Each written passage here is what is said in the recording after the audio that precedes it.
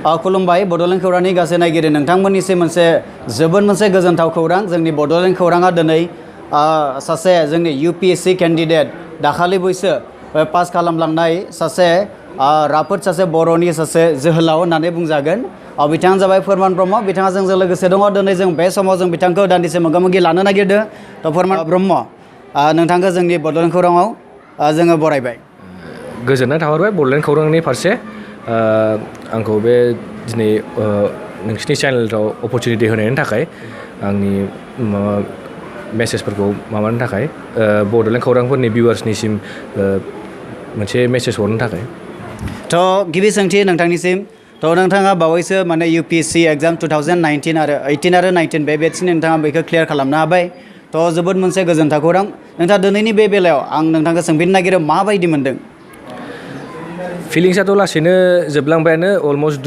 2 months जासिगोन रिजाल्टआ एप्रिलनि 5 थारिखआव ओंखारदोंमोन दाथ' नै मेनि दिनै 29 जाहैबाय 2 मासआनो जासिगोन फैगौमानि नाथाय बेनो दाबो दङ दाबो बे लेंहरजानाय ओरै दाबसे थांनायाव दाबो बे मोनोखि एखमबा सानहरो फिनोखि पास जामारबाय नामा होननानै बे फरिखाखौ क्लियार खालाममारबाय नामा होननानै नाथाय दा चेलेन्जआ फैगौ टाइमावसो दा सार्भिसाव हाबगोन मेन चेलेन्जआ स' आं बे चेलेन्जखौ दा नाजानो माबा हरो फिउचाराव मा चेलेन्ज फैयो थ' नोंथांनिफ्राय जों मोन्थिनो लुगैयो नोंथांनि गिबि स्कुलिं जिथु स्टार्टिंआ बबेयाव जादों आङो न' खाथियावनो सिस्टार मार्ग्रेट स्कुलाव फरायदोंमोन प्राइमारि स्कुलिंखौ ओमफ्राय बेनि उनावहाय आङो डन बस्क' स्कुल क'क्राझारावनो आङो मेट्रिकुलेसनखौ पास जादोंमोन बेसेबां इयाराव 2009आव आङो मेट्रिकखौ पास जादोंमोन बेनि उनावहाय हायार सेकेन्डारि आङो 11-12खौ हायार सेकेन्डारिखौ विशाखापटनामाव थांदोंमन आन्ध्र प्रदेशआव विकास बिद्या निकेतन होननायाव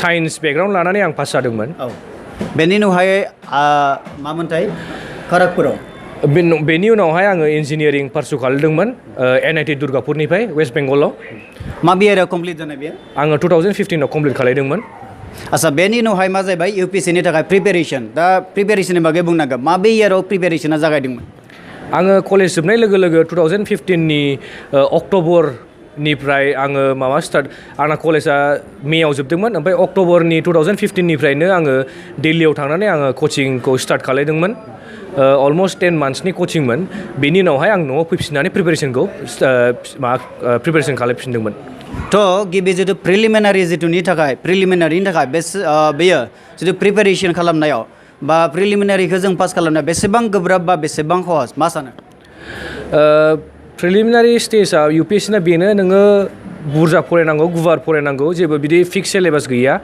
एभ्रि इयार पेटार्ना सोलायो लास्ट इयारनि पेटार्नाबो कुइसन पेटार्ना सोलायगासिनो दङ लास्ट 2-3 इयार्सनिफ्राय स' बेनो सोरबाफोर एबारहाय प्रिलिमिनारि एग्जामाथ' फैगौबावला 2 थारिखआवनो जुननि आं बिसोरनाव बेखौनो बुंनो सानोखि प्रिलिम्सआव जेसेबांखि हायो दाथ' रिभिजननि टाइम जेसेबांखि हायो दा नोंसोर रिभाइस खालामबाय था रिभिजनानो मेन बे फरिखायाव रिभाइस खालामनानै बेसेबांखि नोंसोर रिटेन खालामनानै माबानो हायो बेनो मोजां दा जेबो गोदान टपिक्सफोरखौ फरायनाङा दा नों मासिम मा फरायबोखो बेखौनो फरायबाय थानानै रिभाइस खालामबाय था थ' प्रिलिम्सखौ पास खालामनायनि सिक्रेटआ मा प्रिलिम्सखौ पास जानायनि सिक्रेटआ बेनो जाहैबाय नोङो गुवार फरायनांगौ जेसेबांखि टपिक्स दङ अलमस्ट वर्ल्डआव जेसेबांखि साबजेक्टनि टपिक्स दङ गासिखौबो एसे गासिखौबो नायजोबनांगौ जायो ओमफ्राय कारेन्ट एफेयार्स निउस पेपाराव एसे मोजाङै फकास होनांगौ जायो निउस पेपारखौ दैलि फल' खालामनांगौ निउस पेपारनि जेसेबांखि कारेन्ट एफेयार्स फैदों बेफोरखौ फल' खालामनांगौ स्पेसियेलि माबे निउस पेपारखौ आङो होननो थाङोबा मोननै निउस पेपारखौ फल' खालायोमोन दा हिन्दु ओमफ्राय इण्डियान एक्सप्रेसखौ बेनि उनाव बिजाबनि बागै नोंथाङा बुंगोन नामा मेनसन द बुक्स बिजाबावथ' गासिबो जोङो बे बेसिक बिजाबखौनो फरायनाय जायो NCERT थाहैबाय जेरै जग्राफियाव 11-12नि ओमफ्राय पलिटिनि थाखाय मोनसे लक्ष्मीकान्त होननाय लेखा दङ बे थाहैबाय हिस्ट्रिनि थाखायबो NCERT थाहैबाय स' लेखाया बयनाबो एखेयानो जायो नाथाय नोङो बेखौ बेसेबां रिभिजन खालामनो हानानै नों फरिखायाव बेसेबां गोसोखांनानै बेखौ नोङो थिक मार्क होनो हायो बेसो मेन बाथ्राया स' आं बेखौनो बुंबावनो सानोखि रिभिजनासो मेन होननानै थ' टाइम मेनेजमेन्टनि बेलायाव मा बुंगोन प्रिलिम्सआवथ' बांद्राय गोब्रा जाया टाइमखौ मेनेज खालामनो 2 घन्टानि फरिखा जायो ओमफ्राय 100टा कुइसन्स फैयो होमबा नोंसोर हायोबा होननो थाङोबा आङो बिसिबांखि एटेम्प होबोदों आङो 1 आवरावनो कमप्लिट खालामनाय जायोमोन प्रिलिम्सनि पेपारखौ ओमफ्राय बेनि उनावहाय बिसिबांखि एसे हाबावनाय दंफोरबा बेफोरखौबो एटेम्प खालामनाय जाबावोमोन तो बेनि उनावहाय जेब्ला प्रिलिम्सखौ क्लियार खालामनायनि उनाव फैलायबाय मेन्स तो मेन्सखौ जेब्ला जोङो पास खालामनो नागिरोब्ला क्रेक खालामनो नागिरोब्ला जों माबायदि टेक्निक्स बाहायनो नांगोन आं जेरै बुंदोंमोन प्रिलिम्सआव टाइमनि एफा प्रब्लेम जाया टाइमनि प्रब्लेमा जायो होनबा मेन्सनि परिखायावसो मेन्सनि परिखायाव टाइम मेनेजमेन्टआनो मेन नोङो 20टा कुइसनखौ 3 घन्टायाव मारै लिरनांगौ बिसो मेन जाहैयो नोङो जेसेबांखि हायो सेस्था खालायनांगौ कि नों गासिबो कुइसनखौ एटेम्प खालायनो होननानै होमबा बेबो आरो बेहायबो एखे बाथ्राखौनो बुङो रिभिजन ओमफ्राय बे नङा कि नोङो आलदा लेखानिफ्राय फरायनानै गोदान इनफरमेसनखौ लाबोगोन बिदि नांलायलाया नोङो सर्सेसफोरखौ एसे रेस्ट्रिक्ट खालायनांगौ जेसेबांखि हायो मोनसे लेखानिफ्रायनो फरायबाय थानानै बे लेखानिफ्रायनो नोङो रिभाइस खालायबाय थानानै नोङो फरिखायाव लिरनो हानांगौ जानांगौ थ' जेब्ला जोङो मेन्सनि खोथा बुङो अब्ला बेवहाय मोनसे सेलेक्सन थायो साबजेक्टनि माबे साबजेक्टखौ सेलेक्ट खालामनाया मोजां सेलेक्सन खालायनाया बयनाबो आलदा रोखोमै खालायो सोरबा गावनि ग्रेजुवेसन साबजेक्टखौनो लायो आं इन्जिनियारिं बेकग्राउन्डमोन आंना अपसनेल होनो बे साबजेक्टखौ आं अपसनेलाव ससियलजिखौ लादोंमोन ओमफ्राय बयनाबो डिफारेन्ट इन्ट्रेस्ट थायो साबजेक्टआव सोरबा गावनि स्ट्रिमनि साबजेक्टखौनो लालाङो नङाबा सोरबा आलदा गावनि स्ट्रिमनि लायाबालासिनो आलदाखौ लायो स' बे गावनि उपराव गाव मा साबजेक्टखौ मोजां मोनो ओमफ्राय आं बेखौबो बुंनो सानो कि बिदि नायनाङा कि नोंना 7 बैसोफ्राव नैबे साबजेक्टआव बुरजा मार्क्स दावखोदोंबा बे नङा कि आं बे साबजेक्टखौनो लानांगौ होननानै एभ्रि इयार ट्रेन्डआ चेन्ज जाबाय थायो साबजेक्टआ नों बबे इन्ट्रेस्ट दङ नों बेखौसो लानांगौ बिकज नों बेखौ सास्टेनेबलि गोलाव लानाव फरायबाय थानांगौ जायो थ' मिनिमाम सासे मानसिया मेन्सखौ पास खालामनो थाखाय बेसेबां इयारनि प्रिपेरेसननि गोनांथि मेन्सनि माने टटेल UPSCनि प्रिपेरेसननि थाखाय होननो थाङोबा डेडिकेटेडलि 1.5 years 2 years नांगौ जायो माने प्रिलिम्सनिफ्राय लानानै इन्टारभिउ स्टेजसिम 1.5 to 2 years नों सिरियास प्रिपेरेसन खालायबानो नोंना जाखागोन होननानै थ' जेब्ला जों मेन्सनि एग्जाम लिरनो थाङो माबे खोथाखौ बांसिन इम्परटेन्ट होनाया मोजां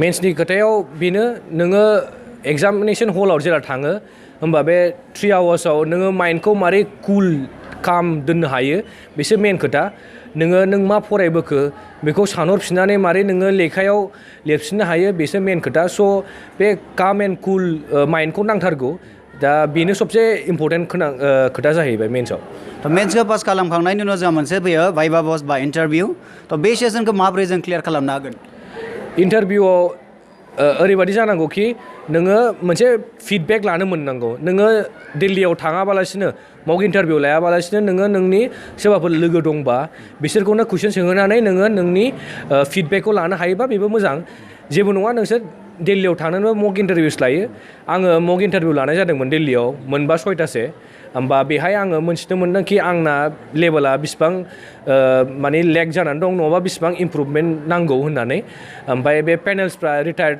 मोनसे रेपुटेड पेनेल्स थाखायो दा बिसोर पजिटिभलि माने मोनसे माबानानैनो नोंनि रिभिउ होखायो ओमफ्राय नों बे रिभिउनिफ्रायनो नोंखौ इम्प्रुभ खालामलांनो हाबाय थागोन थ' जोबोद मोजां खोथा थ' बड'लेण्ड खौरां गासै नायगिरि नोंथांमोन दा नोंथांमोना निस्सय बुजिबाय फोरमान ब्रह्म बिथाङा बेबायदिहाय बुंबाय जे UPSCखौ जों माबोरै क्रेक खालामनो हायो 1.5 yearआव माने डेडिकेटेडलि जों माबोरैहाय गोसो होथाबनानै फरायनानै माबोरै जोङो बेखौ क्रेक खालामनो हायो थ' बिथांनिफ्राय जोङो फंनैसो खोथाखौ सोंबोनो नागिरगोन पार्सनेलि खोथा नोंथाङा मा जाना मोजां मोनो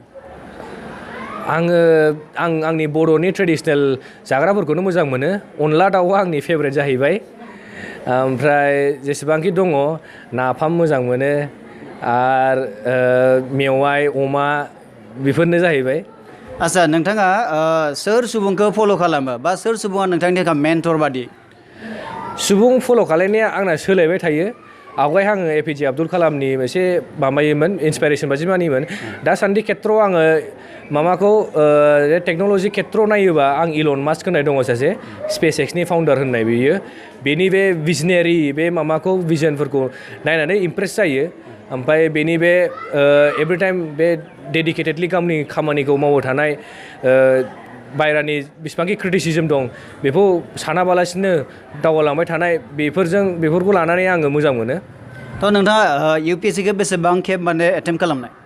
आङो अभारअल होननो थाङोबा आं UPSC-खौ खेबथाम एटेम्प्ट खालामदों। सिरियासलि आङो खेबनै एटेम्प्ट खालामनाय जादोंमोन। थ' बेनि उनाव नोंथाङा ओरैबायदि खोथा बुंगोन मोना जेनेब्ला UPSC जेब्ला क्रेक खालामनो थांनायाव माबा मोनसे माने जाथावि घटना शेयार खालामगोन जोंनि बड'लेण्ड खौरांनि नायगिरि बिथांमोननो। जाथावै घटना माथे आङो बे सेमोननि एटेम्पआव एसे शक जादोंमोन होननो थाङोबा कि आङो 20 मार्कनि थाखाय गालांदोंमोन मेन्सआव। ओमफ्राय आङो एसे आसा एक्सपेक्टेसन दंमोन कि एबार आं पास जागोन होननानै। फरिखाया आंनि मथे एसे थिगानो थांनाय मोनदोंमोन। नाथाय जेला रिजाल्ट मोनखादों अलमस्ट बिराद आङो गाज्रि लेभेलै शक जादोंमोन। अलमस्ट आङो डिप्रेसन लेभेलबो थांहां जादोंमोन। फरायफिननो हाया जादोंमोन। स' बेनो नाथाय लासै लासैनो बे जिनिसखौ अभार खालामफिननानै आं नैबे एटेम्पआव क्लियार खालामनाय जाथारदोंमोन। थ' नोंथांनि जिउनि बेस्ट टिचार होननानै सोरखौ मानियो? आंनि बेस्ट टिचार होनोबाथ' आङो गासिबो डिफारेन्ट आंनि स्टेजेसआव इडुकेसनेल स्टेजेसआव आङो आलदा मोजां बयखौबो टिचार्स मोनबोदों। आंनि प्राइमारि स्कुलावबो जोंनि प्रिन्सिपाला मोजांमोन। आं मेट्रिकुलेसनावबो आं जेला डन बस्क'आव हाबैदोंमोन होमबा बेहायबो आङो मोजां टिचार मोनबोदों। आङो बिदि थख'यै आं रावखौबो सायख'नो हाया। अभारअल सायख'नो हाया। बयनाबो मोनसे नङाबा मोनसे डाइरेक्टलि इनडाइरेक्टलि आंनाव मोनसे कन्ट्रिबिउसन दङ। थ' बर'नि जितु इडुकेसन सिस्टेमनि सायाव एसे बुंगोन नामा? दा बर'नि इडुकेसन सिस्टेमाव दा आङो बर' मिडियामनिफ्राय बिदि मोजां रिजाल्ट खालामबोनायाव आङो एनकारेजमेन्ट मोनो। अप्टिमिस्ट आङो कि बिदि मोजां रिजाल्ट खालामबोगासिनो दं होननानै। नाथाय जोंना ड्रप आउट रेट्सआ एसे दाबो हाइयावनो दङ। स्पेसियेलि बे सेकेन्डारि इडुकेसनाव बे ड्रप आउट रेट्सखौ एसे जों खमायनो नाजानांगौ। ओमफ्राय जोङो बे एसे फरायनायनि एनभाइरनमेन्टखौ साबसिन खालामबावनो एसे नाजाबावनांगौ। थ' इंलिश मिडियाम आरो बर' मिडियाम बे मोननैनि गेजेराव जेनेब्ला नोंथांखौ जों सानहरोब्ला इंलिश मिडियामनि बेकग्राउन्डनि मानसि थ' बेखायनो UPSC-आ जे थाबनो क्लियार माने क्रेक खालामनो जोबोद खहस जायो नामा? बा बर' मिडियामजों फरायनायफोरनि थाखाय बिराद थान जायो नामा? बिदि जेबो खोथा नङा। नों बर' मिडियाम फरायनानैबो बिदि नङा कि नोङो सासे इंलिश मिडियामनि कम्पेरिजनाव नोङो डिसएडभान्टेज सिटुवेसनाव दं होननानै। जोबोद मेरला मानसिफोर दङ भार्नाकुलार मिडियामनिफ्रायनो देरबोनाय ओमफ्राय जाय UPSC क्रेक खालामनो हानाय। आरो बेबो नङा कि नों बर' मिडियामाव नोङो जेरै आं अपसनेला ससिय'ल'जि लादों। नों बर' मिडियाम फरायोबा नोङो बर' लिटारेचार लानो हायो। गावनि मोनसे साबजेक्टखौ चुज खालामथारनो हायो। होमबा बे गावनि बर' रावाव लिरनो मोननाया बेनो मोनसे जोबोद गिदिर खोथा जाहैबावबाय। आरो मालाबाबो साननानै लाङा आरो जोंना बे फरिखाया बेबो नङा कि जोंना इंलिशआ एकदम गिदिर हाइ-फाइ लेभेल इलाबरेट जानांगौ होननानै मोनसे सिम्पोल लेंगुवेजाव एक्सप्रेस खालामनो हाबानो जायो। थ' जोंनि बड'लेण्ड खौरांनि जितु नायगिरि बिथांमोन लोगोसे इयुन जोलै जायफोरा UPSC माने सिभिल सार्भेन्टनि जेबा माने एसपायरेन्ट बिथांमोननिसिम मा मेसेज होनो नागिरगोन? आङो जाय UPSC-नि एक्सपिरियेन्सफोर दङ बिसिनिसिम आं बेखौनो मेसेज होनो सानो कि नोंसोर जेला बे लामाखौ लागोन फेलियर जानो एखमबा फेलियरा एसे इनइभिटेबल जायो। मालाबा मोनसे स्टेजाव सोरनाबा प्रिलिम्सआव फैगोन, सोरनाबा मेन्सआव फैगोन, सोरनाबा इन्टारभिउआव फैगोन। स' बे फेलियरखौ मालाबा फेलियर होनानै लानाङा। जेबो नङा, फैखायो। आंनाबो फैदों। ओमफ्राय बे फेलियरखौ नों मारै अभारकाम खालामनांगौ बेखौसो नाजानांगौ। ओमफ्राय खस्थ' खालामनो नाथाय रेडि थाखा। सानसेयाव एभ्रिडे खस्थ' खालामनांगोन। नोङो सेक्रिफाइस खालामनांगोन नोंनि अबावबा लुगैनायफोरखौ। ओमफ्राय बे नोङो जुजिबाय थानांगोन बेजोंनो। थ' जोंनि बर' माहारिनि खायसे UPSC एसपायरेन्टफोरा जे नोंथांखौ गोबां फल' खालामो बा खालामदोंबो। थ' बिथांमोननि थाखाय नोंथांखौ एप्रच खालामनायनि माबाफोर लामा दङ नामा? एप्रचआथ' आङो इमेलजों आंखौ एप्रच खालामनो हागोन दा। आंनि इमेला आंनि नामानो furmanbrahmo@gmail.com। ओमफ्राय आं दा ससियेल मिडियायावबो दङ। फेसबुकआवबो दंथ'यो। फिउचाराव मा जायो आं बांद्राय ससियेल मिडिया इउज खालामनाय जाया।